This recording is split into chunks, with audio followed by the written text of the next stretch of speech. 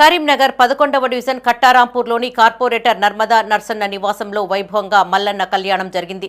ఈ వేడుకల్లో భాగంగా ఉదయం మల్లన్న పట్నాలు వేసి బోనాలను సమర్పించారు. అనంతరం ఒగ్గు పూజార్ల ఆధ్వర్యంలో కళ్యాణ క్రతువును పూర్తి చేశారు. ఈ సందర్భంగా ఒగ్గు పూజారి మాట్లాడుతూ మొక్కుబడిలో భాగంగా 5 ఏళ్లకు ఒకసారి మల్లన్న కళ్యాణం జరిపిస్తున్నట్లు తెలిపారు. ఈ వేడుకలో కుటుంబ సభ్యులతో పాటు పెద్ద సంఖ్యలో కాలనీ వాసులు పాల్గొన్నారు.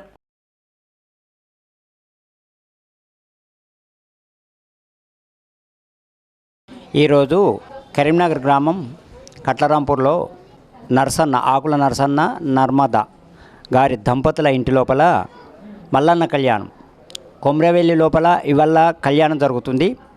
ఈ గ్రామం లోపల ఈ ఆకుల వారి ఇంటి లోపల కళ్యాణం జరుగుతున్నది.